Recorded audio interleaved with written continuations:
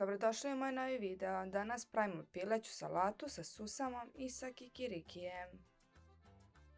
Ova salatica je odlična, pogotovo kada je sad sezona praznika i slava, ali ova salatica može da posluži kao i odlična proteinska večera.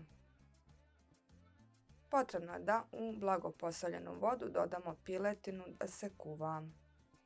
Zatim u drugu šerpicu dodajemo vodu i so i sačekat ćemo da proključa, a zatim ćemo skuvati i kukuruz šećerac. Dok se kukuruz i piletina kuvaju, mi ćemo da propržimo susam. Znači u tiganj dodajemo susam, ne dodajemo nikako ulje, ništa. I blago ćemo da propržimo dok vidimo da menja boju u braunkastu. Susam je gotov. Ovako izgleda susam kad je gotov. Nećemo ga ostavljati u tiganju zato što je tigan vruć i nastavit će da se peče, nego ćemo da prebacimo u neki tanjir kako bi se ovaj susam prohladio. Naravno, promešat ćemo ga par puta kako se ne bi upario susam jer je on poprilično vruć. Kukuruz je u ovom periodu već bio gotov, njega nisam snimila kako sam ga procedila. Njega kuvate po ukusu sa kese ili možete čak uzeti kukuruz šećerac iz konzerve. Zatim prelazimo na kikiriki. Ovdje imam pečeni slani kikiriki. Nemojte uzimati običan, baš ovaj pečeni slani. I onda uzmete, stavite ga u secka i sameljete ga na ovako ove krupnije, zato polako ga sa ovim seckom meljem kako se ne bi pretvorio u kašu. Ili ga čak možete iseckati nožem. U ovom periodu je piletina bila gotova, tako da sam nju stavila u dublju činicu i zatim viljuškom uzimam i razdvajam na ove sitne tračice. Možete iseckati piletinu ako želite, a meni je ovako lepše kad su ove tračice, odnosno niti piletine u salati. Ovdje imamo jedno 10 kiselih krastavčića koje prvo seckam na tračice, a zatim na sitne kockice.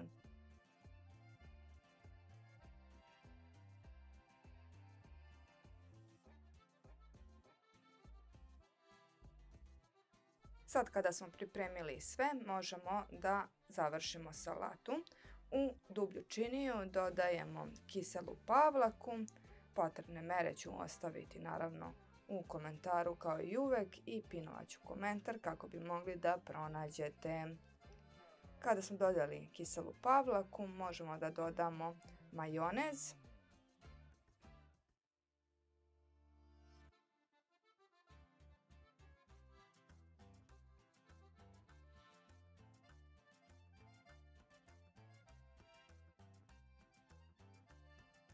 Zatim dodajem samo malo senfa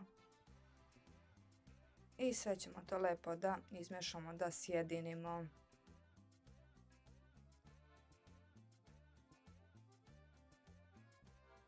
Prvo dodajemo ovu piletinu koju smo iskidali na tračice. Zatim dodajemo kuvani kukuruz šećerac, seckani kikiriki i pečeni susam. Kisele krastavčiće ćemo kasnije dodati. Sad ćemo sve ovo lepo da sjedinimo. Mešamo da se lepo rasporedi ova pavlaka i majonez ravnomerno na sve ove naše ostale sastojke. Naravno, piletina, kukuruz šećerac i susam ne smeju biti vrući. Znači moraju se dobro ohladiti pre nego što ih dodamo u pavlaku i majonez.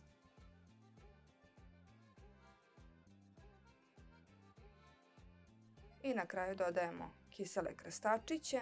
Zbog čega sam rekla kiseli krastavčići ne odmah, čisto samo malo da se oni ocede od sopstvene tečnosti kako ne bi previše razblažili salatu.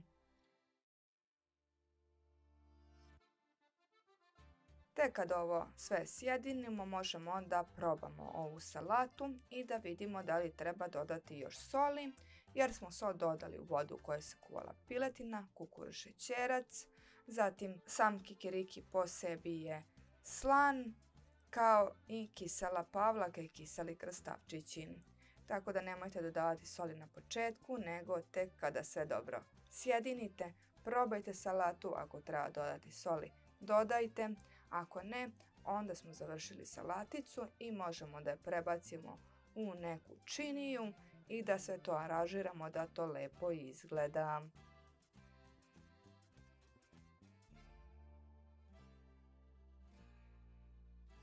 Ja sam ovdje od gore posula još malo pečenog mrvljenog kikirikija, ostavila sam ga samo mačice čisto za dekoraciju. Vi ako niste ostavili možete dodati par komada kikirikija cijela ovako u zrnu i dodajem malo pečenog susama koje sam također ostavila za dekoraciju. Ali ako niste ostavili možete dodati i susama koji nije pečen, samo ga nemojte puno stavljati. I naravno peršun, čisto da da neki kontrast.